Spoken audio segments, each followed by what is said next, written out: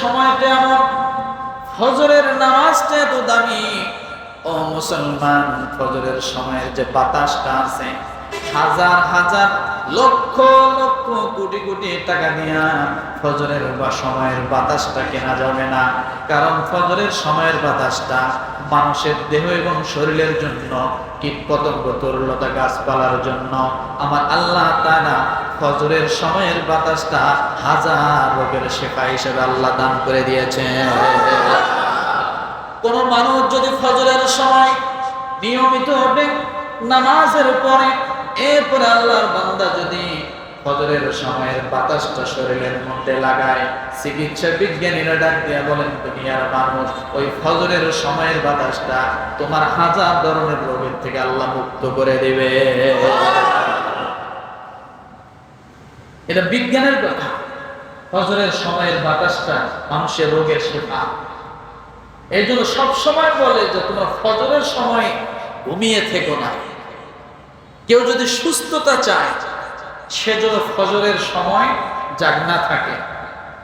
আবার কেউ যদি সুস্থতা চায়, সে যেন লাঞ্চের পর অন্তত 10 মিনিট ঘুমায়, যেটাকে কাইলুলা বলা হয়। ঘুমাইতে বলছে কখন? লাঞ্চের পর অন্তত 10টা মিনিট সে যেন ঘুমায়, যদি সে সুস্থতা চায়। আর যদি সে সুস্থতা চায়, সে যেন ফজরের পরে না ঘুমায় থাকে, জাগনা থাকে। তাহলে এই সময় জাগনা, আর এই গ্যাপটা পূরণ করছেন কোন সময়?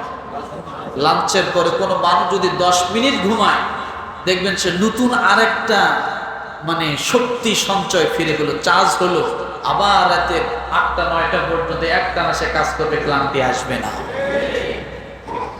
এটাকে কাইলুলা বলা হয়। হযরতে আলী রাদিয়াল্লাহু তাআলা আনহু এই কাইলুলা সুন্নতটা যেদিন থেকে রাসূলের জীবনীতে শুনেছেন, জবান থেকে শুনেছেন, তারপরে আর এই আমলটা ছাড়েন না। ওনাকে বলা হতো যে আপনি কোন আমলটা আপনার কাছে সবচেয়ে আপনি আপনার ইসে নিয়ে নিছেন? বলে আমি কাইলুলা। বলে কোনটা? যে লাঞ্চ করার পরে, জোহরের নামাজের পরে, খাওয়ার পরে অন্তত 10টা মিনিট কায়েত হয়ে শুয়ে থাকা।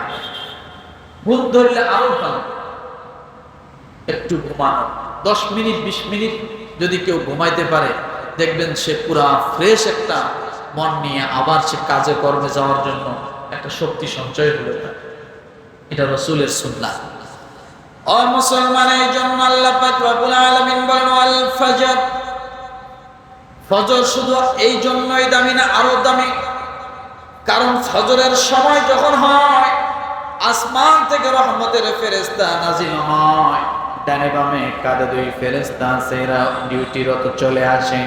রাতের ফেরেশতা, দিনের ফেরেশতা, 2 ফেরেশতা, 2 সময়ের ফেরেশতার মিলন তৈরি হয় এবং ফজরের নামাজের সময় আল্লাহ বান্দাদের সঙ্গে নামাজে দাঁড়িয়ে যায়। আল্লাহ বলেন, রাতের ফেরেশতা দিনের ফেরেশতা যেখানে উপস্থিত হয়ে যায়, যে সময়টা উপস্থিত হয়, আমি আল্লাহর কাছে ওই সময়টা অনেক দামি।